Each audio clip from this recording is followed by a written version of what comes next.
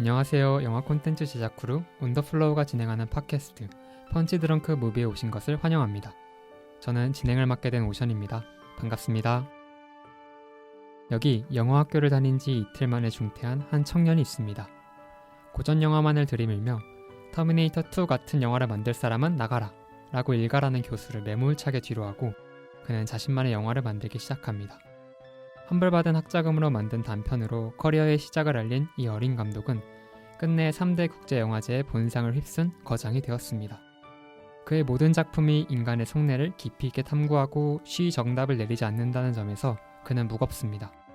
그러나 같은 작법을 반복하지 않고 언제나 재미를 찾아 새로움을 추구한다는 점에서 그는 가볍기도 합니다. 진중함과 소년민을 동시에 갖춘 오늘 소개드릴 이 감독의 이름은 폴 토마스 앤더슨입니다. 이제 본격적으로 영화 이야기를 하기에 앞서 함께 이야기를 나눌 패널분들을 소개하겠습니다. 조조, 코희, 샤프님 안녕하세요. 간단하게 자기소개와 함께 인사 한 말씀 부탁드려요. 안녕하세요. 동양에선 왕가위, 서양에선 PTA를 가장 사랑하는 조조라고 합니다. 와.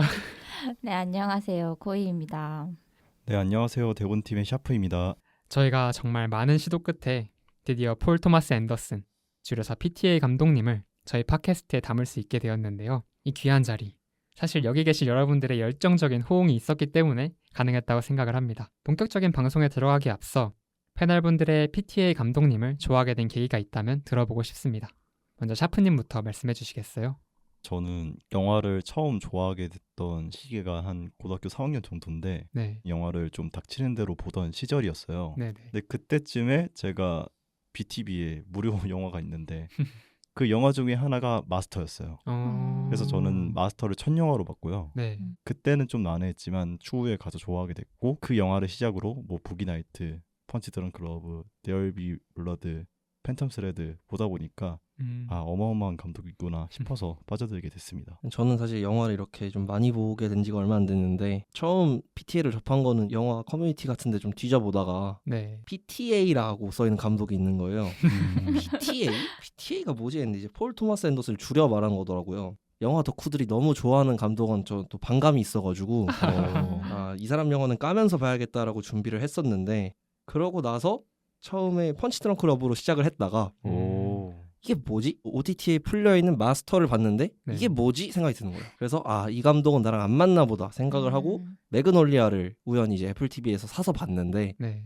너무 좋은 거예요. 아. 거기에서 이제 PTA에 빠지게 돼서 팬텀 스레드 보고 봤던 작품들을 다시 보면서 별점이 다 올랐거든요. 거의 네네. 네. 뭐 펀치 트렁크 러버 같은 경우는 2.5에서 만점까지 오를 정도로 그러니까 아예 제가 이제 몰랐던 부분들도 알게 되다 보니까 이런 식으로 오히려 반감에서 시작된 사랑이다? 뭐 이런 식으로 현관으로. 네, 약간 이제 입덕 부정기를 겪고 코이님도 얘기해 주세요. 저는 아까 조조님이 말씀하신 그 과도기에 제가 지금 있는 것 같은데요. 사실 저도 똑같이 사람들이 약간 시네필의 상징처럼 말을 하잖아요. 폴 토마스 앤더슨을. 그래서 네. 아니 도대체 다들 뭐 때문에 이렇게 좋아하는 건데? 라는 생각으로 시작해서 봤던 것 같아요. 저는 이 방송을 팬텀 스레드에 대한 애정으로 참여하게 되었는데 사실 그 외의 영화들에 대해서는 좀 아직 이해가 부족하다고 생각하거든요. 저도 언젠가는 조조님처럼 제가 지금 마스터 3.5인데 5점까지 올라가도록 제가 이번 방송에서 좀 많이 배워볼까 합니다. 네, 금방입니다. 금방 올라가요. 네, 패널분들의 의견도 잘 들었으니 이제 펀치 드렁크 무비 폴 토마스 앤더슨 1부 시작하겠습니다. 이번 펀치 드렁크 무비 폴 토마스 앤더슨 방송은 기존과는 다른 형식으로 진행됩니다. MC를 포함한 패널 모두가 각자 뽑은 PTA 최고작이 달랐고 이 의견차가 좀처럼 좁혀지지 않았기 때문에 이번 방송은 패널 각자가 자신이 뽑은 최애 작품을 다른 패널들에게 설득하는 방식으로 진행될 예정입니다. 각 패널분들은 자신이 선정한 작품에서 꼭 짚고 넘어가야 할 포인트를 소개하고 토론과 함께 해당 영화의 매력을 어필하시면 될 것 같습니다. 선정된 4작품은 다음과 같습니다. 매그놀리아, 데어 비 블러드, 마스터, 팬텀 스레드입니다. 개봉 순서대로 차례대로 짚고 넘어갈 예정이니 끝까지 함께 해주시면 감사하겠습니다. 첫 번째로 다룰 영화는 매그놀리아입니다. 개봉 당해 베를린 영화제에서 황금곰상을 수상한 이 작품은 감독님의 20대 시절을 대표하는 명작으로 자리 잡았는데요. 매그놀리아 대표 조조님, 영화의 줄거리에 대해서 설명해 주시겠어요? 네, 첫 순서여서 그런지 좀 긴장이 되는데 한번 설명을 해보겠습니다. 매그놀리아는 9명의 등장인물들이 매그놀리아라는 이름의 거리에서 사는 사람들인데 이리저리 좌충우돌 비전의 놀라운 이야기들을 담고 있는 영화입니다. 그래서 두 어린이 퀴즈왕, 이제 한 명은 과거의 퀴즈왕이었고 한 명은 현재 퀴즈왕인 네. 인물이 나오고 유명 방송의 MC, 그리고 그의 중독자 딸과 사랑에 빠진 경찰, 그리고 시한부 인생의 재벌 부부, 네. 그리고 간병인, 그리고 그의 집 나간 픽업 아티스트 아들까지. 이 영화는 우연이라는 이름 아래 이들이 피워내는 어떤 삶의 우연 그리고 고귀함이라는 메시지를 재치 있게 담아낸다라고 말씀드릴 수 있겠습니다. 네, 줄거리 잘 들었습니다. 9명의 주연이라니 감독의 포부가 참 대단하다고 느껴지는데요.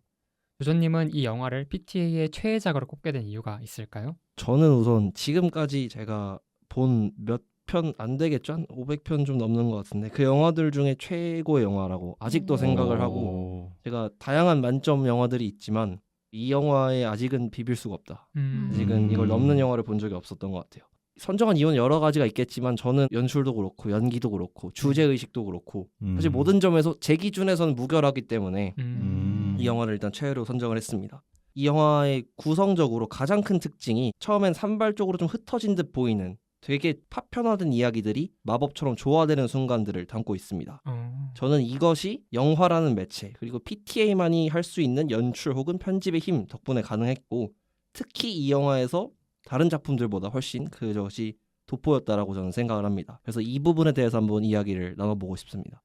네, 조조님은 매그놀리아에 담긴 PTA만 연출법을 영화의 포인트로 꼽아주셨습니다. 다들 어떤 연출이 이 영화에 담긴 이야기를 조화롭게 만드는 데 기여했다고 생각하시나요? 먼저 코이님부터 얘기해 주시겠어요? 저는 아무래도 영화의 오프닝이 가장 기억에 남는 것 같아요. 처음 봤을 때는 영화와 아무 관련이 없어 보이는 장면들이 계속 연속적으로 등장을 하지만 영화를 다 보고 난 이후에는 결국 모든 것이 우리의 뜻대로 이루어지는 것은 없다. 뭐 삶 속에 약간 무수한 우연과 필연이 존재한다라는 네. 거를 이야기하는 영화의 전체적인 메시지를 관통하는 오프닝이라고 생각이 들더라고요. 그래서 영화의 핵심을 앞전에 관객들이 알아차리지 못하게 제시하고 시작하는 영화라고 생각을 해서 좋았고, 그리고 저는 앞에 떨어지는 아들 얘기가 나오잖아요. 네. 거기서 쓰는 연출법이 되게 타란티노 같다고 생각을 했거든요. 음. 그거랑 그 이후에 9명의 등장인물들을 빠르게 소개하는 장면에서 약간 타란티노랑 닮아 있는 것 같은데? 라고 생각이 들어서 전 반가웠던 장면이기도 했어요. 어쩌면 타란티노가 헤이트풀 에잇으로 이걸 따라한 게 아닐까 네. 싶기도 하네요. 실제로 타란티노가 PTA를 굉장히 고평가를 해서 맞아요. 자기가 말로 물어두면은 PTA는 몽고베리 클래프트다 막 이렇게 말할 정도로 굉장히 영향을 받았다고 해요. 그래서 데어엘비 블러드도 만들고 나서 그거 영향받아서 만든 작품이 바스터즈라고 인터뷰에서 얘기했을 정도라고 하니까 어느 정도는 확실히 그런 게 있는 것 같아요. 저는 이 매그놀리아에서 가장 인상 깊었던 연출이라고 한다면 퀴즈쇼 시작 전에 그 원테이크 장면이 떠오르는데요. 이 카메라는 이 기간 동안 퀴즈쇼 세트장을 2번 가로지르는 대횡단을 하게 돼요. 그 과정 속에서 대화의 주체는 몇 번이고 바뀌게 되는데 카메라는 이들을 한 화면에 담았다가 자연스럽게 트래킹의 대상을 변경하는 식으로 영리하게 움직이더라고요. 게다가 이 과정에서 컷 편집을 나누지 않았으니까 관객들은 이 등장인물들이 개별적으로 분리되어 있는 게 아니라 사실은 숏이라는 하나의 세트장에 뭉쳐있는 그런 느낌을 받게 되는 것 같아요. 그래서 이 산발적인 이야기들도 하나의 페이지에 잘 담겨 있구나라는 거를 영리하게 보여준 연출이라고 생각을 합니다. 저는 여기에 좀 덧붙여서 이 연결되어 있다는 지점, 결국은 우연히 벌어질 수밖에 없었던 지점을 설명하는 연출이 좀 좋았다고 생각을 하는데, 이제 오프닝에서 코이님께서 말씀해주신 좀 생뚱맞은 장면이 나오고 이제 인물들을 소개를 해야 되잖아요. 너무 많다 보니까 이거를 소개하려면 대부분의 영화에서는 한 인물 스토리 한 20분 풀고 다른 인물 20분 풀고 뭐 이런 식으로 시간을 많이 소비하는데, 이 영화는 8분 동안 보여주는데 이 사람은 아들과 딸 관계인데 이 사람이 사랑하는 사람은 이 사람이고, 이런 것들을 컷 전환으로 빠르게 보여주면서 이제 이 사람들이 다 연결되어 있구나라는 걸 주지시켜주고, 그 다음에 퀴즈쇼가 시작하고 필립 베이커 홀 배우가 앞으로 나가서 인사를 할 때 그 TV 화면을 기준으로 바로 패닝을 해서 맞아요. 같은 쇼를 보고 있다라는 거를 보여주잖아요. 네. 이런 식의 연출이 결국 이 사람들은 연결되어 있구나라는 거를 관객한테 여러 번 주지를 시켜주는 것 같아요. 그래서 뒷장면 같은 경우에는 사실 퀴즈쇼 천재 얘기를 했다가 톰 크루즈 얘기를 했다가 이런 식으로 넘어갈 때 그냥 뚝 끊겨서 넘어가거든요. 근데 그게 어색하지 않게끔 어차피 연결되어 있고 같은 시간에 같은 곳에서 발생하는 이야기니까 그럴 수 있겠다라는 거를 미리 깔아놓고 한 점이 저는 굉장히 인상적이었던 것 같아요. 약간 후반부의 연출에 당위성을 미리 부여를 한 느낌이군요. 네. 저는 계속해서 등장하는 이 9명이 씬마다 바뀌는 네. 그런 장면들이 여러 번 나오잖아요. 네. 네. 저는 그 중에서도 OST 뮤지컬 형식처럼 그거 하는 네. 장면이 제일 네. 기억에 나는 것 같아요. 네. 그 노래도 엄청 좋았고. 네. 맞아요.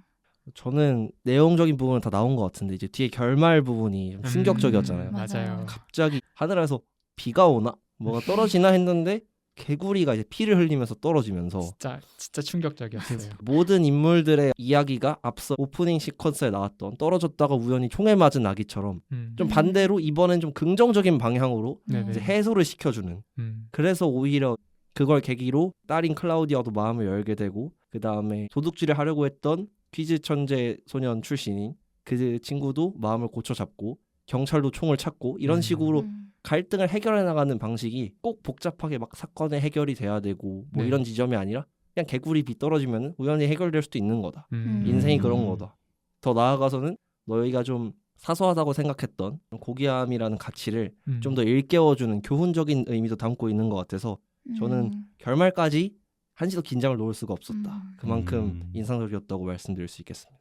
제가 이거를 톰 크루즈 특집으로 네. 극장에서 걸어줬을 때 매그놀리아를 봤거든요. 네. 네. 사전 정보가 아무것도 없었는데 갑자기 천장에서 개구리가 네. 떨어질 때 진짜 뭐? 이러면서 네. 진짜 육성으로 뱉었던 기억이 네. 나는데 사실 개구리의 의미를 아무리 생각을 해봐도 모르겠거든요. 네. 근데 아까 네. 조조님이 말씀하신 거를 들으니까 우연에 네. 해당하는 것 당위성이 없더라도 네. 우연이라는 것 자체가 이제 삶을 어떻게 끌고 나가는지에 대해서 네. 좀 과장돼서 잘 보여준 것 같아서 네. 그 소재가 인상에 남는 것 같네요. 맞아요. 조금 저도 희망적인 부분이라고 느꼈어요. 근데 저는 아무래도 이거를 더 의미가 있을 것 같은 거예요. 그래서 네. 사실 엄청 깊이 있는 의미까지는 찾진 못했지만 폴 토마스 앤더슨 감독이 성경을 많이 활용을 하잖아요. 네. 네. 근데 이 개구리도 뭐 출애굽기? 맞아요. 뭐 네, 그 맞아요. 네. 내용에 해당이 되는 거라고 하더라고요. 네.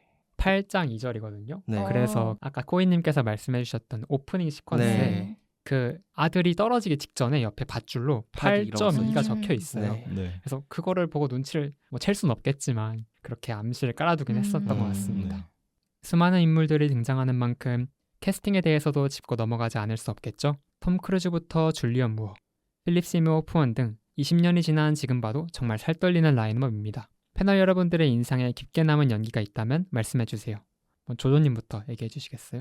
저는 2명의 여성 캐릭터를 꼽았는데 첫 번째는 클라우디아. 네, 클라우디아는 정말 마약 중독자 같은 그런 모습도 잘 드러났고 사실 아버지한테 성폭력을 당했다라는 것이 뒤에 가서 밝혀지게 되잖아요. 네. 그런데 그 트라우마를 섞인 필립 베이커홀한테 대응하는 연기들도 굉장히 좋았던 것 같고 맞아요. 그 다음에 경찰과 클라우디아의 대치 장면이 네. 펀치 드렁크 러브에서 같이 식사하는 장면과 네. 좀 비슷해 보이기도 했거든요. 네. 그래서 애덤 샌들러가 불안해하는 것처럼 클라우디아도 너무 불안해하는 연기를 잘 펼치면서 맞아요. 네. 진정한 사랑을 아직은 받아들이지 못하는 그 연기들이 좀 잘 살아났던 것 같아요. 확실히 그 배우 표정에 네. 설렘과 동시에 불안이 같이 담겨 있는 게 네. 진짜 매력적이었다고 생각을 해요. 그리고 줄리엔 무어는 불같은 연기를 하는 거를 전 이 작품으로 처음 봤는데 사실 네. 좀 나이가 드셨으니까 그런데 확실히 불같은 연기도 잘하시는 배우입니다. 그래서 제가 생각했던 불같은 연기의 정석은 사실 다우트에서의 메릴 스트립인데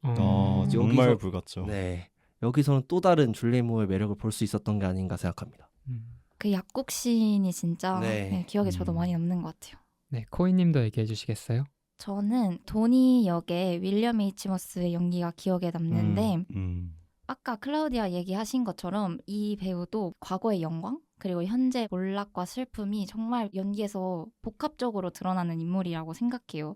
근데 저는 특히 대사 중에 난 정말 줄 사랑이 많은데 누구한테 줘야 될지 모르겠다라고 말하는 대사 나오잖아요. 맞아요. 그래서 너무 울컥해버린 거예요. 네. 그러니까 감정이입이 돼가지고 도니는 항상 자신에게 있는 사랑을 제3자에게 나눠주려고 해요. 근데 맞아요. 네. 그 사랑이 한 번도 자신을 향한 적은 없다고 생각을 하거든요.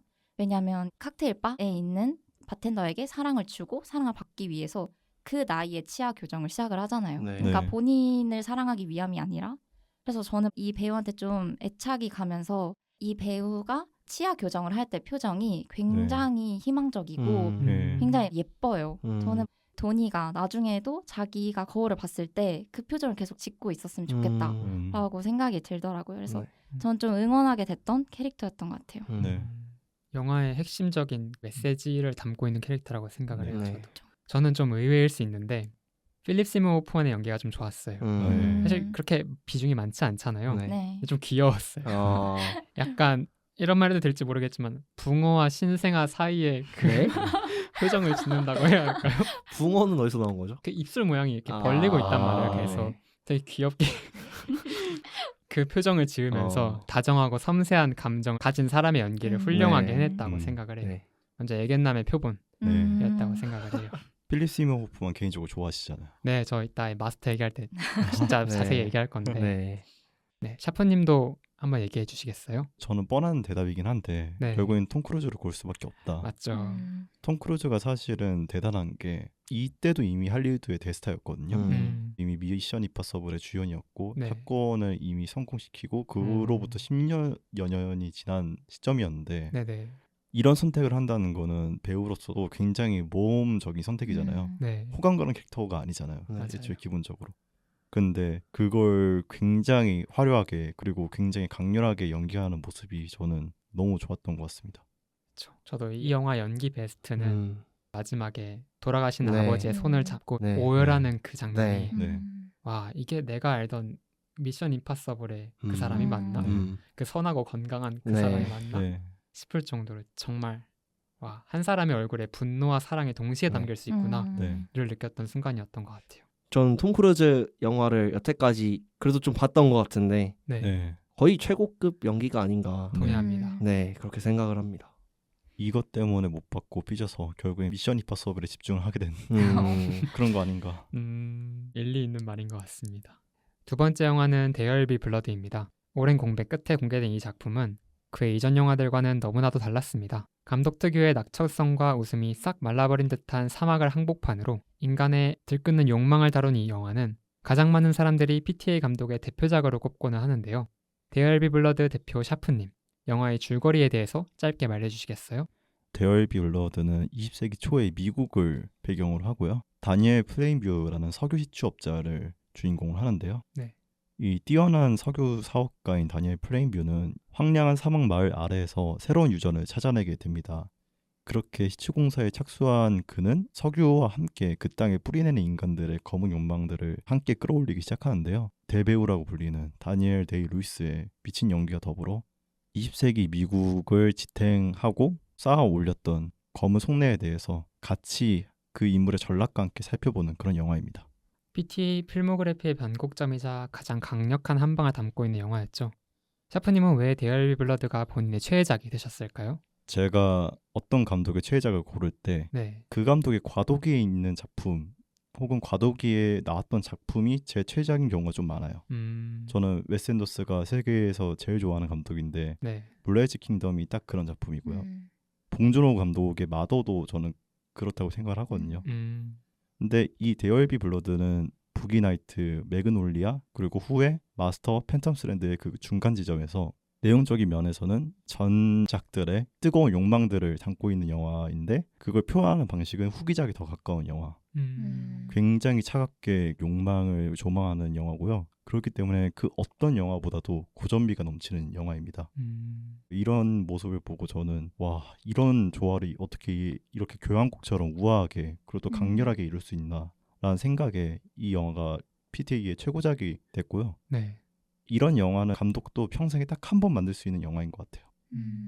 내용적으로 그렇고 방식도 그렇고. 그래서 이 영화의 포인트도 같이 찝어보자면은 이 작품이 다니엘 플레인뷰라는 사람의 인생을 조망을 하면서 당대 미국을 유지하게 했던 그런 석유에 대한 은유를 그 사람의 인생에 비유하는 영화거든요. 네. 그를 통해서 인간의 욕망, 원죄, 그리고 구원 혹은 파멸에 대한 거를 곳곳에 은유를 하면서 영화 도처에서 관객이 이것을 찾아내도록 만드는 영화입니다. 그래서 저는 이렇게 욕망에 가는 부분을 여러분들하고 함께 얘기해보고 싶었습니다. 제목에서도 알 수 있죠. 데어얼비 네. 블러드에서 나오는 그 검은 피가 은유되는 장면들. 네. 패널 여러분들은 어떤 씬이 먼저 떠오르시나요? 일단 저부터 얘기를 하자면 네. 저는 영화의 도입부가 가장 인상 깊었는데요. 네. 이 영화의 도입부는 사실 대사가 아예 없잖아요. 네. 네. 거의 한 8분가량을 계속 네. 광질하고 석유를 막 끌어올리고 네. 이 장면이 나오는데 한 줄의 대사 없이도 오로지 광질에만 집중하는 모습에서 집념보다 더 진한 무언가를 섬찟 느꼈던 것 같아요. 네. 또한 보통 생명력 하면 화사함, 초록색 이런 걸 네. 떠올리기 마련인데 그 어두운 굴 가운데서 이렇게 광질하면서 타오르는 그런 다니엘의 생명력은 마치 용암이 살아 움직이는 듯한 느낌을 줘가지고 기괴하고 이질적이었던 느낌이 납니다. 네. 맞아요. 약간 다리가 부러졌는데도 금을 찾잖아요. 네, 맞아요. 거기서 이런 집념이 잘 드러났던 것 같아요. 끝까지 이제 등으로 기어가가지고 맞아요. 거기까지 가고 그랬던 장면이 기억에 나네요. 네, 조조님도 말씀해 주시겠어요? 저는 중반부에 아들이 귀가 멀게 되는 장면이죠. 시추연전을 구경하다가 폭발이 일어나서 결국은 다니엘 플레인뷰가 아들을 눕혀놓고 석유를 찾았으니까 석유가 폭발할 거 아니에요. 네. 네. 그렇게 되면서 검은 피를 뒤집어 쓴 어떻게 음. 보면 되게 직접적으로 검은 피라는 거를 보여주는 측면이 될 것 같은데 네. 사실 제가 이 영화를 쭉 보면서 이 장면이 나오기 전까지 되게 집중해서 봤는데 이 영화가 연출적으로 특별한가라는 생각을 했던 것 같아요. 말씀해 주신 대로 과도기적인 작품이기도 하고 이후 영화들에서도 사실 플롯을 뒤틀거나 네. 매그놀리아 네. 같은 화려한 연출을 하진 않다 보니까 네. 내가 생각하는 작품성 있는 영화들은 뭔가 화려해야 될 것 같고 이런 강박들이 저는 좀 있었단 말이에요. 그런데 데얼비 블러드에서 구석구석 하나하나 그리고 장면들, 인물의 표정, 연기로도 무언가를 빗대어 표현할 수 있다는 것에 저는 더 감탄을 해서 점수를 되게 높게 줬던 영화이거든요. 네. 그래서 이렇게 욕망을 직접적으로 딱 시각화를 해서 아, 이 사람이 진짜 광기가 있구나. 네. 약간 눈빛도 좀 은은하게 돌아 있거든요. 네. 그래서 저는 이 장면이 중반부에서 진짜 욕망이 무엇인가를 직접적으로 잘 보여주는 장면이라고 개인적으로는 되게 인상 깊게 봤습니다. 네. 정말 거세게 동의합니다. 네. 네, 코이님도 말씀해 주시겠어요? 저는 영화를 볼 때 좀 감정이 폭발하는 것 같은 장면들을 엄청 좋아하거든요. 네. 그래서 저는 그 플레인뷰가 송유관 설치를 위해서 세례를 받는 장면이 기억에 남아요. 네. 마지막 장면보다도 저는 다니엘 데이 루이스랑 폴 다노의 연기력이 돋보였던 장면이라고 생각을 하거든요. 네. 그래서 플레인뷰가 거기서 무릎을 꿇고 난 죄인이고 네. 왜 보혈을 네. 주시고 구원을 해달라라고 음. 얘기를 하잖아요. 하지만 사실 플레인뷰가 원하는 거는 숨겨진 욕망이자 네. 세례의 이유도 어쨌든 석유 사업의 발전을 위해서잖아요. 네. 그래서 그 보혈 예수가 십자가에 못 박혔을 때 흘린 피, 그 붉은색이라고 생각을 해보자면 결국 그 세례의 이유가 검은 욕망과 피에 있다는 것에서 욕망에 대한 은유가 잘 느껴졌던 장면이라고 생각을 해요. 네. 그래서 본인의 성공을 위해서는 종교나 뭐 한 번의 굴욕감 정도는 그냥 수단으로 전락시키는 모습에서 여기서 저는 엄청 섬뜩함을 느꼈던 것 같아요. 네. 오히려. 네. 저는 아직도 그 I am a sinner 아직도 기억나요. 네. 나는 죄인입니다. 저는 원래는 I banned my child를 따라 하라고 하잖아요. 네. 근데 갑자기 자기가 감정이 북받쳤는지 I banned my boy 막 이런. 보이 할 때 이제 떨려야 돼요 목소리. 네. 그러니까 그런 거를 보면은 그 장면에서는 열도 받는데 일단 해야 되긴 해야 됐고 근데 저는 그 순간에 플레인비 안에 있던 어떤 부성하고 욕망 섞여서 흘러나온 것 같아요. 저는 그 장면이 진짜 괴물로 탄생하는 순간이 아닐까? 보통 세례를 받으면 세례병을 받고 다시 태어난다 그러잖아요. 네. 그런 순간이었던 것 같아요. 근데 세례를 받는데 보혈이 아니라 검은 피로 대신 네. 다시 태어난 느낌이죠. 사실 저는 그걸 보면서 아, 이 배우의 연기를 담는 카메라는 얼마나 좋을까 그쵸. 이런 생각을 하게 되더라고요. 실제로 얘기 중에 하나는 다니엘 데이 루이스의 상대 역이 원래 폴다노가 아니었는데 맞아요. 다니엘 데이 루이스의 연기를 보고 겁을 먹어서 도망쳤다. 정말 그런 루머가 있었어요. 와, 그때 다니엘 데이 루이스를 생각을 하면은 그럴만도 하다라는 생각이 들긴 하더라고요. 네, 대표 샤프님 얘기해 주시겠어요? 저는 조조님이 앞서 말씀하신 장면을 설명을 너무 잘 해주셨는데 거기서 조금만 덧붙이자면 네. 두 개가 있거든요. 그 장면도 저는 너무 마음에 드는데 왜냐하면 안고 같이 누워있는 모습이 그 석유를 뒤집어 썼잖아요. 네. 저는 그게 갓 태어난 아기 같더라고요.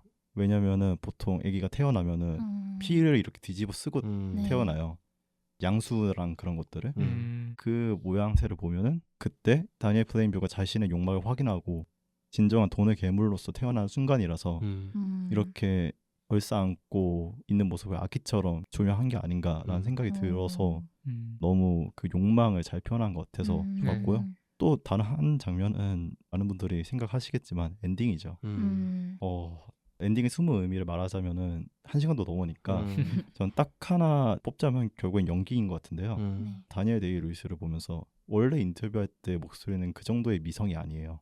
그 정도로 단단한 목소리가 아니거든요. 다니엘 데이 루이스는 심지어 영국 사람이고 그런데도 미국의 20세기 초의 남부의 억양을 구현을 체화를 해서 굉장히 그로울링 가득한 목소리로 마치 I'll drink your milkshake 막 이렇게 소리를 치잖아요. 그거와 더불어서 굉장히 빼빼매하는 몸에 키가 큰 몸인데 그 순간은 진짜 거인처럼 잡아먹을 것처럼 이제 몸을 부풀고 악어처럼 얼굴을 들이밀고 그 모습이 아 진짜 악마를 구현한 게 아닐까 싶더라고요.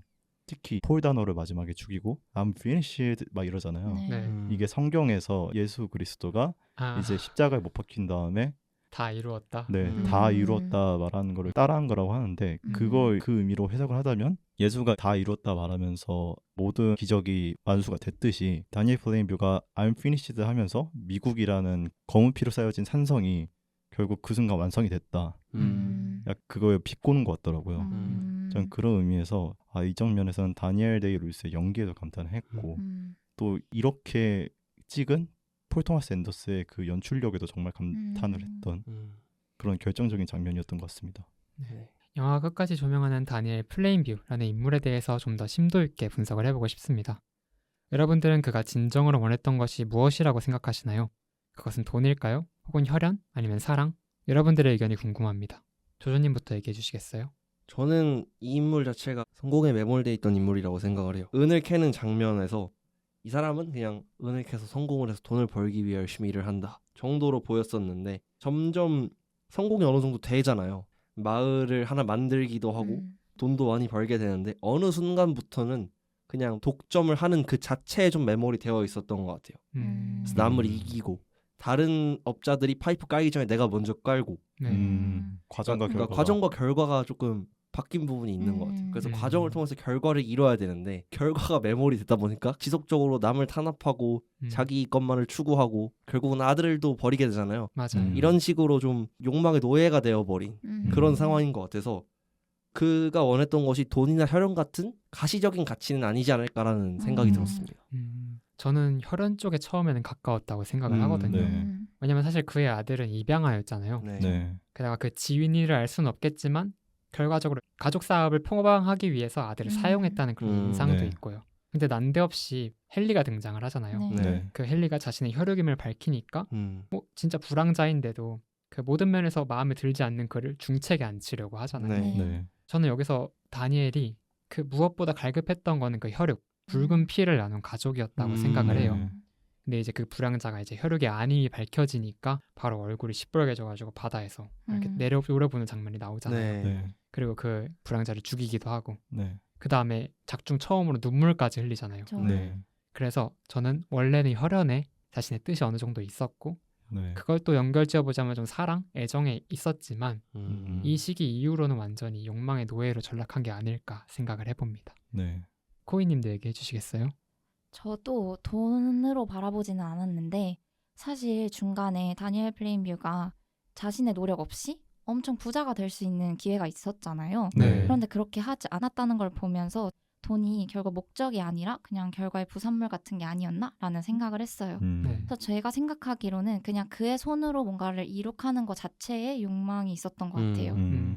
마지막에 아들과 이별하는 장면을 봤을 때 그가 그렇게 화를 냈던 이유가 사실 그 본인이 일궈낸 사업이 끝이 났기 때문이라고 생각을 했거든요. 네. 가족은 그래도 작중에서 보면 유일하게 플레인뷰가 믿을 수 있는 자신의 사업을 맡길 수 있는 그런 네. 대상들로 나와요. 그 장면에서 이어져서 마지막 시퀀스도 보면 그한테는 이제 더 이상 이룩할 게 남아있지 않고 악연처럼 계속 이어졌던 종교와의 관계도 그 폴다노를 죽이면서 끝이 나잖아요. 네. 그러니까 자신이 할 수 있는 게 없다는 걸 느꼈기 때문에 끝이 났다 이런 대사를 했다고도 생각을 했거든요. 이 사람이 자신이 주체적으로 뭔가를 해내는 데 있어서 굉장히 욕망이 있었던 사람이지 않을까라는 생각을 했어요. 그 인물 자체가 평생 시추할 수밖에 없는 인물인 것처럼 네. 느껴져요. 사실 아까 검은 피에 대해서도 얘기했지만 이 사람은 어디서든 계속 그 욕망을 추출해내려고 하는 사람이잖아요. 네. 근데 이제 땅에서 그걸 추출할 수 없으니까 맨 마지막에 폴 다노 연기를 한 그 일라이의 검은 피를 그 네. 욕망마저도 추출해내는 모습을 보면서 어. 아, 이 사람은 정말 끝까지 타인과는 관계를 맺을 수 없고 어. 네. 스스로 무언가를 계속 뜯어먹고 살아야 하는 사람이구나 라는 게 보여서 네. 그래서 마지막에 I'm finished가 사실은 난 끝났어 라는 자조적인 것으로도 해석을 할 수 있잖아요. 그렇죠. 네. 그 끝났다는 의미가 그런 부분에서 동의를 하는 것 같습니다. 네. 샤프님도 말씀해 주세요. 저는 이거에 대해서 많이 고민을 해봤는데요. 네. 말씀하셨다시피 그렇게 냉혈한으로 보이기도 하지만 결국에 자기 아들을 매몰차게 내쳐주면서도 엄청 슬퍼하잖아요. 계단을 내려가면서 구토를 할 것처럼 괴로워하기도 하고 말씀했던 것처럼 헨리를 죽이면서 있었던 그 감정 동요도 있었고 그런 거를 보면서 이 사람은 과연 어떤 인물일까라고 생각을 했었는데 제가 최근에 본 한 다큐가 있거든요. 미스터 맥맨이라는 다큐인데 네. WWE라고 하는 프로레슬링 기업을 일군 사람인데 그분이 엄청난 괴짜이면서 엄청난 워커홀릭이에요. 왜 이렇게 일에 집중을 하나? 자기 아버지가 뇌졸중으로 쓰러졌는데도 쇼를 지키느라 병원을 안 갔던 사람이고 70, 80이 되는데도 일을 계속하고 되게 관여를 하는 사람이거든요. 네. 그 관련해서 부하 직원이 남겼던 말이 있는데 이름이 빈스 맥만이에요. 회장이. 빈스가 이 회사의 주인인 게 아니라 회사가 빈스의 주인이다.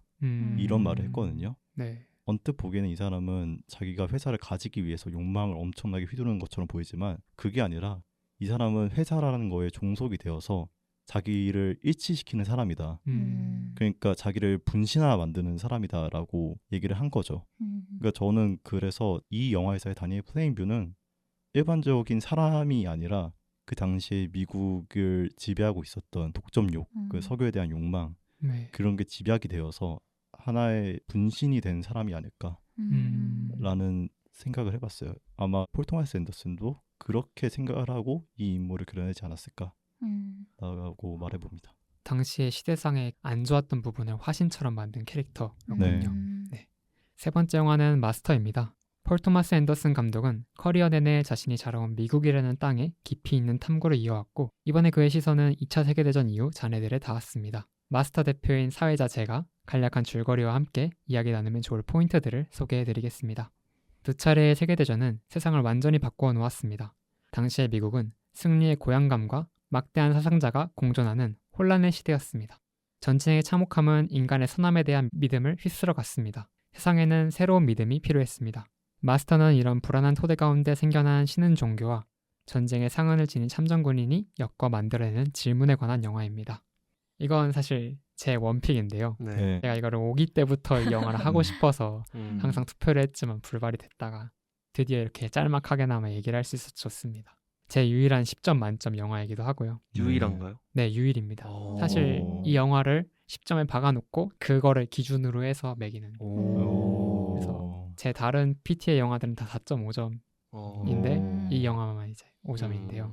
왜냐? 이게 제 첫 예술 영화이기도 하고 네. 제가 영화를 사랑하게 된 이유이기도 해서 그런 오. 상징성이 있어서 그래요.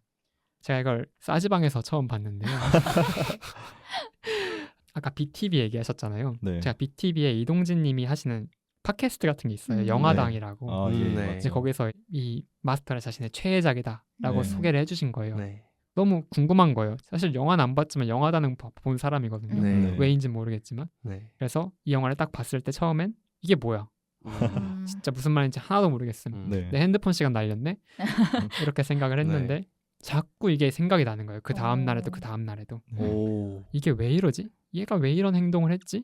네. 그래서 다시 보고 다시 보더니 5점이 되고 영화를 좋아하게 되고 지금 이 자리에까지 녹음하러 왔습니다. 오. 감동적이다. 군인의 심정으로. 아, 그렇죠. 네. 참전 군인의 심정으로.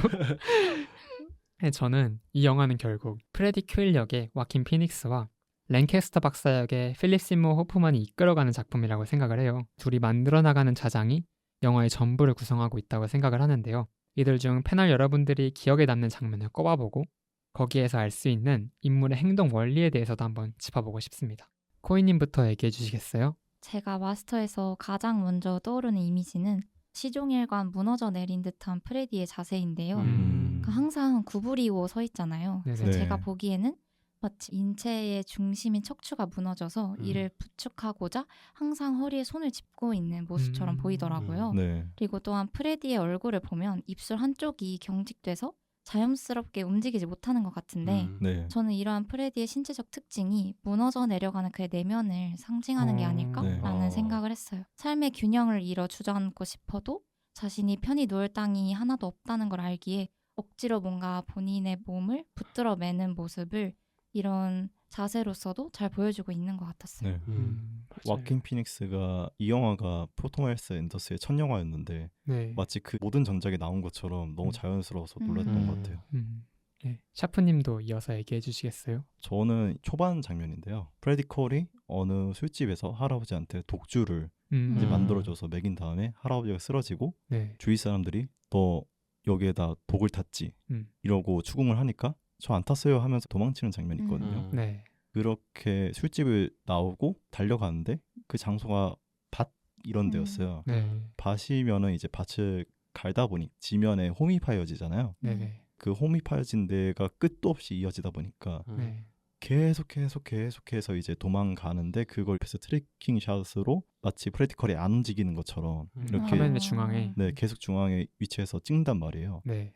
밭의 그 홈 부분과 뛰는 프레디 컬과 그 트래킹 샷이 네. 마치 정지기가 돼 있는 것처럼 보이는 거예요. 네네. 왜냐하면 홈이 쭉 이어져다 보면 홈이 빠르게 지나가게 되는데 네네. 그럼 이게 약간 쳇바퀴처럼 보이기도 하거든요.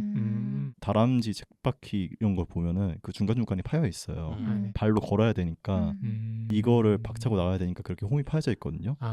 근데 저는 그때 그 장면을 보면서 계속해서 어딘가 벗어나려고 하고 도망치려고 하고 이 상황을 회피하고 싶은데 네. 아무리 달려도 그럴 수가 없는 사람이구나. 기본적으로 멈추지 않는 사람인 건데 그 멈추지 않아서 혹은 멈추지 않아도 이걸 벗어날 수 없는 사람이다 라는 거를 그 장면 하나로 표현한 것 같았어요.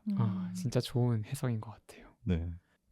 제가 한번 뽑아보자면 네. 제 최애작이니까 정말 많거든요. 사실 이걸 1시간 방송을 하고 싶은데 그래도 하나만 꼽자면 네. 첫 번째 이제 세션 장면이 기억에 남습니다. 저는 이 일련의 시퀀스가 마치 해부의 한 장면처럼 느껴지거든요. 네. 일단 먼저 프레디의 두꺼운 마음의 꺼풀을 벗겨내기 위해서 랭캐스터 박사가 말할 때 눈 깜빡이지 마 이런 식으로 제약을 네. 걸어. 네. 그럼 이제 프레디가 거짓말에 힘쓸 여력이 없어지잖아요. 네. 그 상황 속에서 마취인 거죠. 어떻게 보면 그 자의식을 마취를 시킨 다음에 그렇게 마음의 살벽을 갈라내자 프레디의 이 검붉은 진심들이 막 쏟아지잖아요. 네. 되게 이상한 소재부터 해가지고 자신의 유년 시절이라든지 네. 혹은 전쟁 PTSD 뭐 이런 것들이 토해내듯이 쏟아지는데 저는 여기서 랭캐스터 박사가 그것들을 하나하나 잘 세밀하게 관찰해가면서 그 중에서 유일하게 붉게 빛나는 그의 첫사랑에 대한 기억을 꺼내어가지고 그의 심장 가까이 다시 올려놓는 장면이 정말 좋아하는 것 같습니다. 네. 그래서 이제 세천을 마친 프레디는 진짜 어느 때보다 편안해 보이잖아요. 네. 그 일련의 연기 장면이 전 사실 문신처럼 제 마음에 남아있거든요. 네. 제가 살면서 봤던 모든 영화에서 가장 뛰어난 연기를 이 둘이 보여줬다고 네. 생각을 해요. 그래서 이 순간 랭캐스터 박사와 프레디와의 관계는 치료사와 환자의 관계가 됨과 동시에 마스터와 그의 제자가 됐다라고 볼 수 있을 것 같습니다. 조조님도 얘기해 주시겠어요? 네, 세 분께서 너무 좋은 장면들 많이 말씀해 주셨는데 초반에 나오는 장면들이 많잖아요. 네네. 그래서 저는 영화를 오늘 사실 녹음 전에 좀 다시 보면서 장면들 리프레시를 해봤을 때 연출적으로는 그 중간에 세션을 진행하던 부분에서 내 눈이 무슨 색이야? 라고 에이미 애덤스가 물어보자 처음에는 눈색이 변화를 거의 미묘하게 하다가 네네. 검정색이라고 하니까 바뀌어요, 검은색으로. 맞아요. 네. 그 디테일적인 연출도 좋았고 그 다음에 교도소신도 이 두 배우의 불같은 연기가 딱 맞닿으면서 네. 너무 좋았던 것 같은데 제가 제일 좋아하는 장면 식사 장면. 중간에 식사 장면이 나오는데 그곳에서 사위인 라미 말렉이 네네. 근데 프레디 아저씨 좀 이상한 것 같다.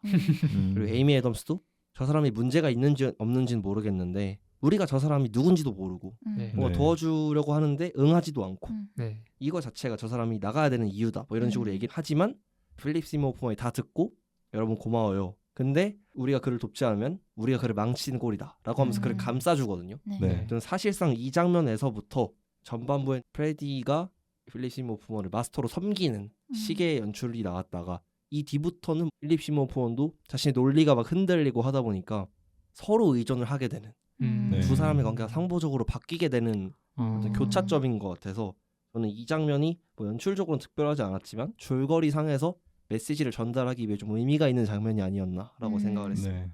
마스터와 마스터, 서로가 서로의 마스터인 네. 관계가 된 네. 거군요. 혹자들이 말하길 마스터는 말하는 바가 명확하지 않은 영화라고 합니다. 그럼에도 저는 묻고 싶습니다. 영화 마스터는 관객들에게 어떤 메시지를 전달한다고 생각하시나요? 샤프님부터 얘기해 주시겠어요? 사실 이 영화는 메시지를 전달하고픈 생각이 별로 없어 보이긴 하거든요. 감정이 우선인 거지. 아, 네. 왜냐하면은 폴 토마스 앤더슨 영화에서 공통적으로 보이는 정서가 불안정성인 건데 인물의 이게 끝에서 어떻게 해소되느냐가 중요하기도 하지만 해소가 안 될 수도 있잖아요. 사실 맞아요. 인간의 불안정성은 우리가 모두 가져가야 될 고질병이고 저는 마스터가 그걸 극한으로 보여준 영화라고 생각을 해요.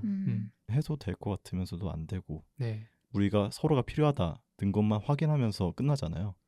결국엔 누군가에게 마스터가 필요하고 그 마스터 없이 사는 법을 배워야 되는데 될 수도 있고 안 될 수도 있어. 맞아요. 근데 이것만 알아도 음, 처럼 말하는 영화라고 생각을 하고요. 음, 저는 이것만 알고 봐도 PTA가 어떤 얘기를 하는지 그리고 어떤 걸 전하고 싶은지를 찾을 수 있다고 생각을 합니다. PTA가 이 영화를 마치고 난 인터뷰에서도 우리는 이번 영화에서 캐릭터는 높게 가고 스토리는 낮게 갔다라고 얘기를 했던 것 같은데 그 말씀이랑 맥락이 잘 맞는 것 같습니다. 네.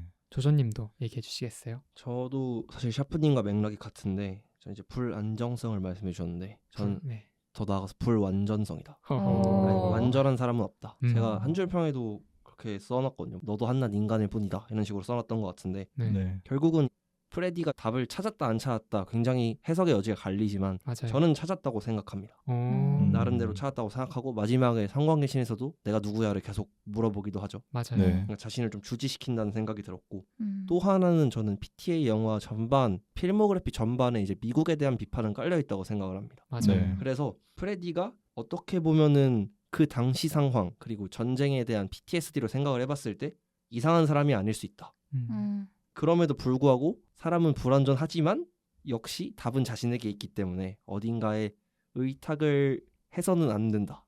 하지만 의탁할 수밖에 없다. 이 미묘한 부분을 미국 사회 비판이라는 거시적인 측면이랑 그 속에서의 전쟁에 대한 참상을 입은 군인 한 명에 또 초점을 맞춰서 이 두 가지 측면을 모두 잘 잡은 이야기를 하고 있다라고 저는 생각을 했습니다. 정말 끊임없이 망망대해를 향해야 하는 그런 네. 사람인 것 같네요. 네. 확실히 이 영화에서도 바다를 가르는 장면을 3번 정도 보여주거든요. 네. 그때마다 이런 느낌이 계속 드는 것 같아요. 프레디는 계속해서 망망대해를 헤엄쳐야만 하는 사람이다 네. 라는 거를 보여주는 것 같습니다. 저도 얘기를 하자면 이 영화가 결국 치유는 없다라는 네. 걸 다루고 있다고 생각을 해요. 아까 제가 첫 세션을 얘기를 했고 그 세션이 해부와 비슷하다라고 얘기를 했는데 네. 랭캐스터가 처음에 프레디의 마음을 갈라냈을 때 그 안에 악성 종양이 있구나 라고 생각을 했을 것 같아요. 처음에. 네. 근데 영화가 후반부에 들어가면서 밝혀지는 거는 그건 악성 종양이 아니었다. 그거는 그냥 검게 물든 프레디의 장기일 뿐이었다. 네. 그래서 그거를 도려낼 수가 없는 것이었다. 라는 게 네. 밝혀진다고 생각을 해요. 이거를 떼어내기만 한다면 우린 다시 인간처럼 돌아가고 깨끗해질 수 있겠다. 라는 생각을 하지만 사실 그거는 전부 허상이고 네. 그대로 살 수밖에 없다. 장기를 떼어내면 살 수가 없듯이 네. 그것이 인간이다. 라는 걸 보여주는 것 같아서 네. 되게 씁쓸하지만 그 씁쓸함을 입에 안고 사는 그런 삶을 우리는 살아가야 한다라고 말해주는 것 같아서 영화가 엄청 깊게 남아 있습니다. 약간 영화 저 다시 봐야 될 것 같다는 생각이 드는데요. 1부에서는 필모그래피 순서에 따라 매그놀리아, 데얼비 블러드, 그리고 마스터에 대해 이야기 나누어 보았습니다. 2부에서는 못다한 마지막 영화 팬텀 스레드에 대한 이야기뿐만 아니라 폴 토마스 앤더슨 감독에 대한 몇 가지 질문들을 다뤄볼 예정이니 끝까지 함께 해주세요. 2부를 시작하기 앞서 영화 팬텀 스레드의 수록곡 For the Hungry Boy 듣고 오겠습니다.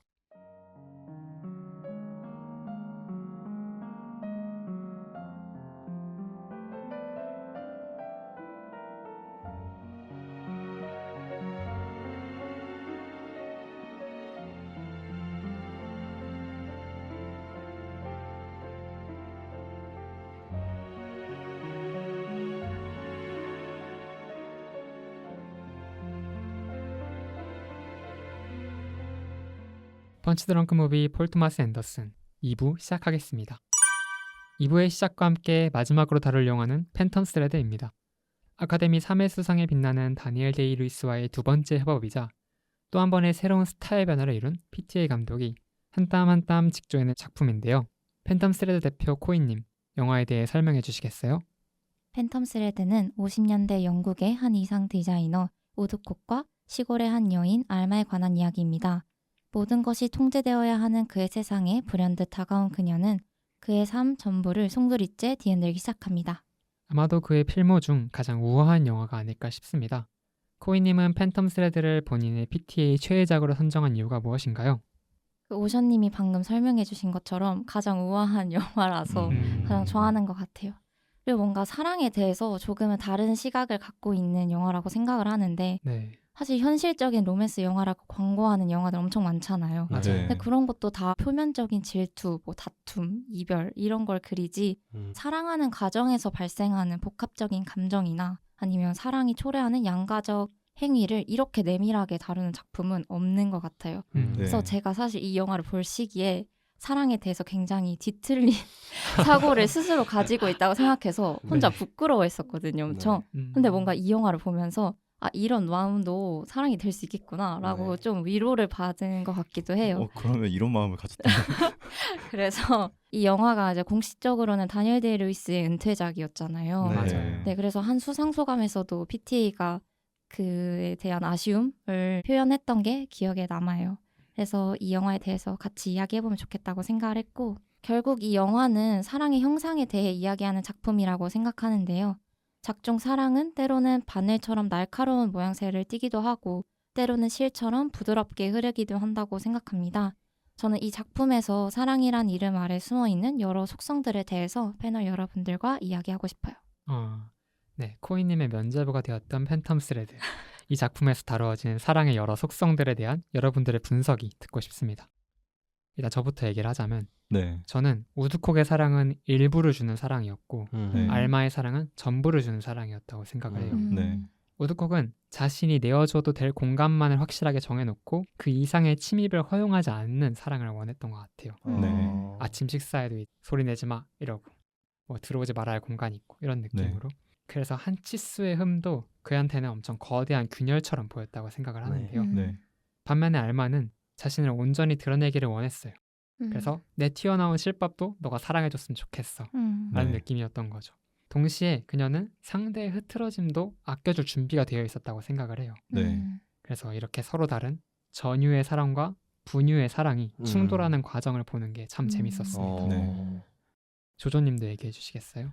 저는 조금 다른 측면에 집중해서 봤는데 일반적인 사랑 이야기는 전 아니라고 생각을 했거든요. 그래서 네. 가학적인 부분 그리고 피학적인 부분이 있다고 생각을 합니다. 네. 그래서 사랑이 가진 속성에 대해서 우리가 그냥 생각만 했던 것을 좀 구체화했다고 생각하는데 네. 그런 분들이 좀 있거든요. 쟤는 좀 재미없어. 재미없다는 게 유머스럽지 않다는 게 아니라 사랑에서의 긴장감이 없을 때 그런 얘기를 많이 하는 것 같거든요. 네. 이 부분을 굉장히 잘 형상화한 영화라고 생각을 하는데 우선 전 여주인공 자체가 우즈콕의 약점을 잘 파악을 했다고 생각을 해요. 이 사람은 되게 강해 보이고 완벽해 보이고 드레스도 뺏을 정도로 굉장히 철저한 사람으로 보이는데 사실 누나한테 좀 의존하는 부분이 있거든요. 맞아요. 네. 그러니까 태생적으로 강한 사람이라는 게 없고 자신이 강함을 포장하고 있다라는 것을 보여준다고 생각을 해요. 네. 그런데 알마가 우즈콕의 약한 부분을 전 파악을 했다고 생각을 했거든요. 네. 그래서 당신이 무너졌으면 좋겠어요 라는 대사가 나와요. 네. 근데 저는 이렇게 사람이 데미지를 입다 보면은 약한 점이 노출된다고 생각해요. 엄마의 환영을 보는 것처럼. 네. 이렇게 약한 점, 즉 무장하고 있던 방어막이 사라지면 진실된 모습이 좀 더 잘 나올 가능성이 있다고 생각을 하고 우즈콕이 말했던 것처럼 결혼하면 거짓말쟁이가 되는 것이 싫다 라고 했던 부분에서 본인이 거짓말을 하기 위해 방어막을 쓰고 있다라는 것을 잘 드러낸다고 생각을 하는데 네. 이렇게 알마로부터 자신의 영역을 침범당하면서 진실된 모습을 드러내게 되었고 그걸 품어주는 알마를 보면서 사랑을 느꼈다라고 생각을 해서 저는 마지막에 독버섯을 일부러 먹는 시퀀스와 좀 이어진다.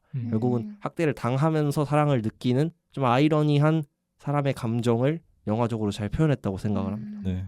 그 아픔이 만든 틈 속으로 사랑을 네. 불어넣는 네. 그런 사랑을 하고 싶었다로 네. 이해할 수 있겠네요.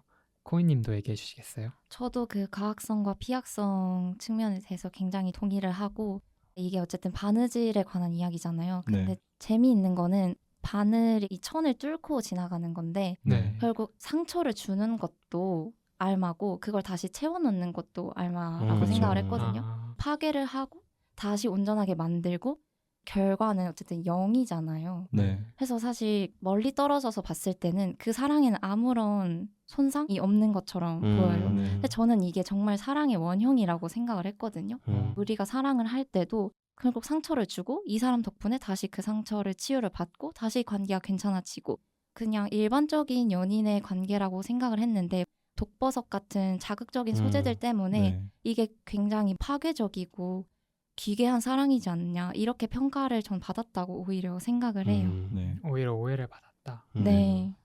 네, 코인님 말씀 잘 들었습니다. 샤프님도 얘기해 주시겠어요? 저는 이 팬텀 스레드의 한 줄평을 이렇게 썼거든요. 빈틈없는 당신한테 나로 채울 구멍을 드리리. 이렇게 썼었는데 결국 사랑이라는 거는 사랑하는 상대방을 내 품으로 들이기 위해서 구멍을 내는 일이라고 저는 생각을 해요. 너무 완벽한 상대면은 내가 필요가 없을 수도 있잖아요. 그 자체로만 완벽한 사람이라면. 그래서 저는 알마가 우드코고 해하게 된 거는 나를 필요로 하는 사람으로 만들기 위해서라고 생각을 해요. 만약에 지팡이가 주인을 흠모한다면 지팡이가 주인의 다리를 부러뜨려서라도 자기 일을 쓰도록 만들어야겠죠.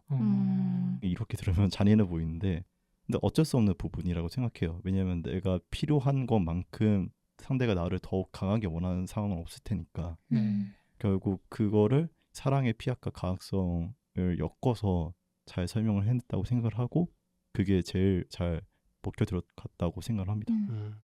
영화는 그 소재에 걸맞게 천이무병의 솜씨로 섬세하게 구성이 되어 있습니다. 이렇듯 작품을 마치 한 폭의 드레스와도 같이 정교하게 만들어주는 영화적 요소가 있으면 어떤 것이 있을까요?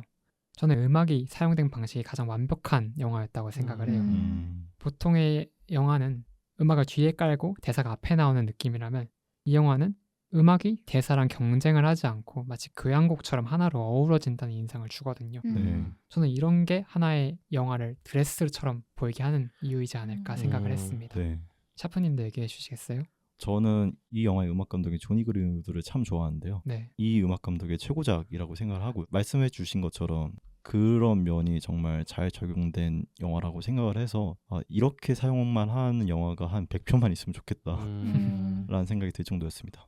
네, 조조님도 얘기해 주세요.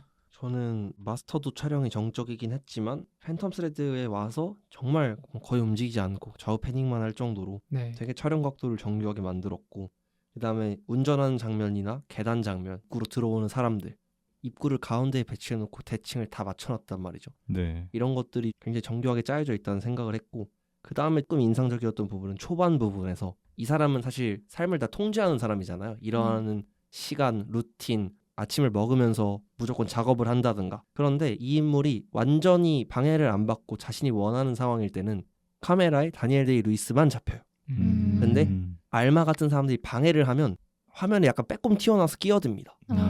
그런 장면들이 꽤나 많이 나오더라고요. 그래서 처음에는 그냥 내가 또 과대 해석을 하나? 뭐 과대 해석도 전 감상의 일부라고 생각하긴 하지만 그런가 생각을 했는데 그 장면이 되게 반복되는 걸 보면서 결국은 이렇게 삶의 알마가 조금씩 균열을 내고 있구나. 그리고 막판에 가서는 사실 두 사람이 한 앵글에 잡히다 보니까 이런 식의 촬영을 하는 것도 하나의 좋은 아이디어가 될 수 있겠다라고 저는 생각을 했던 것 같습니다. 네. 좋은데요? 저도 연출이 굉장히 좋았는데 상대적으로 다른 영화들에 비해서도 특히 연출이 엄청 폭발적으로 자기 목소리를 내지 않는다고 느꼈어요. 바느질 하는 것처럼 장면과 시퀀스에 연출을 꿰매는 것 같은 느낌을 받았는데 제가 특히 좋았던 장면은 우드콕이 어머니의 환영을 보던 장면이에요. 사실 다른 영화에서 환영이 등장을 하면 그 환영을 엄청 집중적으로 잡아줄 만도 하거든요. 네. 근데 이 영화에서는 어머니 환영이 나타나고 알마가 방으로 들어오니까 그 환영이 자연스럽게 사라져요. 네. 그래서 그 장면에서 우드콕이 알마를 어머니처럼 느끼고 있음을 드러내고 그 동시에 그가 얼마나 일상적으로 어머니와 관련된 저주에 얽매여 사는지 굉장히 튀지 않는 연출을 사용해서 그렇게 보여줬다는 생각을 했거든요. 네. 그래서 그 부분이 굉장히 인상적이었습니다. 지금까지 4명의 대표의 각자의 PTA 최애작들에 대해서 이야기 나누어 보았습니다. 이제 감독님에 대한 질문을 몇 가지 해보려 합니다. 폴 토마스 앤더슨 감독님은 대외적인 활동을 거의 하지 않으시는 분이죠.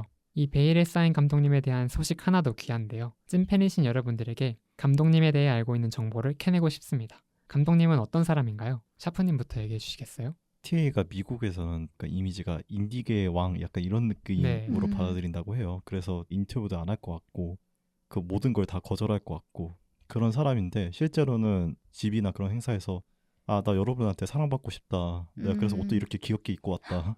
막 그런 말도 할 정도로의 사람이라고 하는데 이제 이번에 원배트 애프터 원하더가 개봉을 하잖아요. 네. 워너브라더스에서 정말 기대를 많이 하고 있는 작품이다 보니까 관련해서 이제 프로모션을 조금 진행을 했어요. PTA도. 근데 그런 적은 한 번도 없단 말이에요. 왜냐하면 프로모션으로 뭐 인터뷰 정도만 했지 네. 직접 홍보 행사에 뛴 적은 없었거든요. 네. 그래서 댓글의 반응이 PTA가 무려 홍보를 한다고? 라는 반응이어서 이 정도만 해도 이게 어떤 사람인지를 잘 보여준다고 생각을 합니다. 조조님도 얘기해 주세요. 저는 비하인드를 생각을 안 했다가 오늘 인스타그램에서 봐서 좋아요를 눌러놨는데 PTA가 미션 임파서블 감독직 제의가 한 번도 안 와서 섭섭했다라는 인터뷰를 했다고 합니다. 그래서 네. 그가 이제 미션 임파서블을 끊는 것 같으니 내가 참여할 일은 없을 것이다. 원배틀 애프터 원하더가 그런 느낌이잖아요. 네, 맞아요. 총 쏘고 액션이 나오고 대사에 톰 크루즈가 나오기도 하는데 네. 그가 만든 미션 임파서블이 좀 궁금해지는 그런 좀 흥미로운 인터뷰였던 것 같아요. 상상이 안 가기는 네. 합니다. 코이님도 얘기해 주시겠어요? 폴 토마스 앤더슨 감독이 본인의 작품에 대한 이야기하는 거를 그렇게 선호하지 않는다고 하는데요. 찾아보니까 초기작에 관련된 이야기나 비하인드, 해석 영상은 꽤 본 것 같은데 후기작으로 오면서 좀 보기가 힘들어졌더라고요. 네. 근데 후기작으로 오면서부터 영화가 더 어려워졌는데 왜 이야기를 안 해주시는 건지 저는 너무 답답해요. 네. 감독님은 여러 뮤지션들과 협업하여 사운드 트랙을 제작하셨습니다. 이들 중 가장 좋았던 사운드 트랙이 있다면 소개해 주시겠어요? 저는 마스터 애호가로서 마스터의 사운드 트랙이 가장 좋았습니다. Overtones라는 이름의 트랙이 있는데요. 네. 이게 그 이름 그대로 불협화음이 쭉 이어지다가 하나의 음기가 그거를 싹 몰아내면서 약간 잔잔함을 퍼뜨리는 그런 네. 노래거든요. 이게 프레디의 불안을 잠재워주는 마스터의 목소리 같기도 해서 네. 이걸 가장 좋아하는 것 같습니다. 네. 또 이 마스터는 50년대를 배경으로 하다 보니까 이 사운드 트랙에도 50년대 보컬, 50년대 감성을 담은 노래들이 많이 있으니까 꼭 한번 들어보시는 걸 추천합니다. 네. 코이님도 얘기해 주시겠어요? 저는 앞에서도 언급했던 팬텀 스레드의 For the Hungry Boy랑 하우스 오브 우드콕을 제일 좋아하는데 저도 네. 좋아합니다. 제가 진짜 결혼할 때 입장곡으로는 제가 라라랜드 사운드 트랙 틀고 네. 퇴장할 때는 팬텀 스레드 사운드 트랙 틀고 싶다고 이야기할 정도로 좋아하는데 네. 어쨌든 이건 다들 아시다시피 조니 그린우드가 만든 음악이고 네. 사실 이게 피아니스트의 레코딩을 레퍼런스로 삼았다고 해요. 또 아무래도 1950년대 런던 사교계를 배경으로 하고 있어서 이런 부분까지 염두에서 만든 게 아닐까 싶었습니다. 네. 샤프님도 얘기해 주시겠어요? 저는 영화 음악 전체로 봤을 때 좋아하는 건 팬텀 스레드지만 영화 음악 단일 사운드 트랙으로 제일 좋아하는 거는 펀치 드렁크 러브의 Here We Go를 제일 좋아하거든요. 네. 존 브라이온이라는 음악 감독인데 이터널 선샤인 그리고 또 레이디 버드를 작업했던 음악 감독이에요. 조니 그린우드를 만나기 전에 PTA 음악색은 살짝 키치한 부분이 있거든요.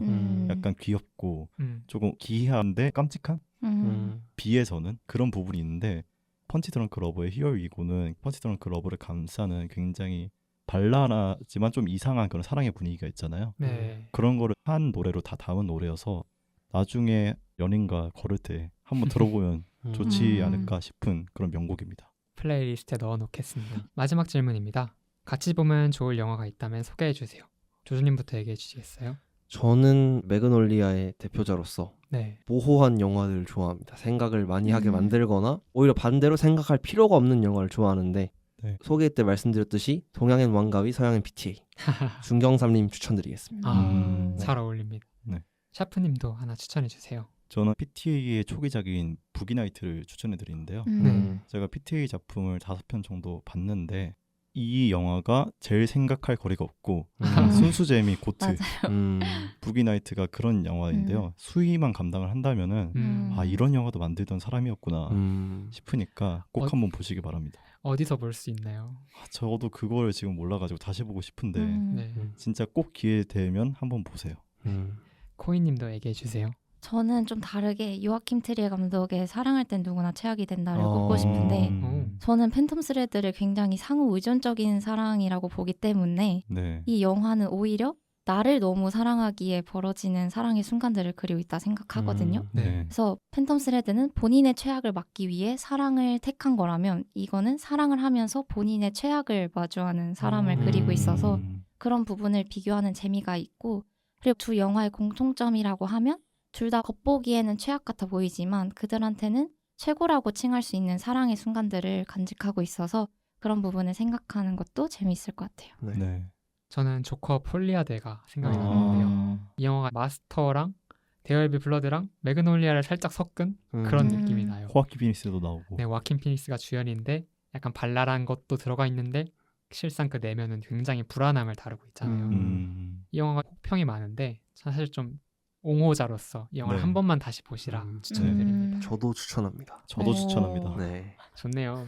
저만 보면 되겠네요. 네.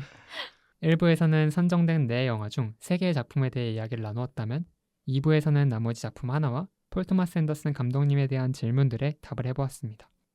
패널 여러분, 오늘의 토론을 통해서 혹시 최애작이 바뀌셨을까요? 혹은 그 정도는 아니더라도 더 깊게 알게 된 작품이 있다면 하나씩만 소개 부탁드려요. 저는 오늘 들으면서 팬텀 스레드가 좀 더 좋아지는 계기가 되었던 것 같아요. 확실히 그 사랑의 속성에 대해서 이만큼 이상하게 다룬 영화는 또 없다고 생각을 하거든요. 네. 제가 로맨스 영화를 잘 안 보는 편인데 앞으로 로맨스 영화 뭐가 좋아하세요? 하면 물어본다면 팬텀 스레드로 얘기하도록 하겠습니다. 그러면 아무도 안 가까워지려고 할 것 같아요.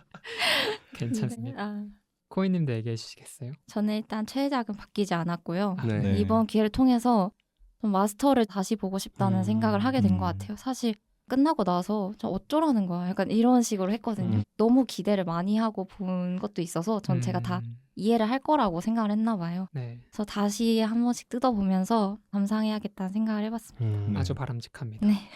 네, 조조님도 얘기해 주시겠어요? 저는 뭐 최애작은 매그놀리아고 사실 인생 최고 영화이기 때문에 이거를 넘는 작품이 언제 나올지는 모르겠지만 데어얼비 블러드를 조금 더 깊게 알게 됐던 것 같아요. 제가 이 영화가 플라워 킬링 문이랑 비슷하다고 많이 생각을 했거든요. 조금 이제 자본가의 맞아요. 이야기이기도 하고 구성 방식도 비슷한데 좀 더 세밀한 해석을 갖고 다시 봐야겠다는 생각이 들 정도로 오늘 녹음에서 패널분들의 답변이 굉장히 인상적으로 다가왔던 것 같습니다. 네. 저는 사실 데어얼비 블러드, 매그놀리아, 팬텀 스레드, 마스터를 진짜 종이 한 장 차이로 별점 다 똑같아요. 완전. 아, 네. 좋아하기 때문에 오늘 고를 때 많이 고민했는데 그래도 아직은 최애작은 데어얼비 블러드다. PTA의 영화적으로 가장 완성도 있는 영화라고 생각을 하고요. 더 알아보고 싶은 작품은 매그놀리아. 이 작품이 사실 지금에서는 겪을 수 없는 PTA의 모습이다 보니까 제가 본 지도 좀 오래돼서 다시 한번 보면서 좀 곱씹어보고 싶은 마음이 있습니다. 패널 여러분들의 의견 잘 들었습니다. 그럼 이제 최종적으로 감독님의 별점을 매겨볼까요? 저희 팟캐스트의 별점 방식 아시죠?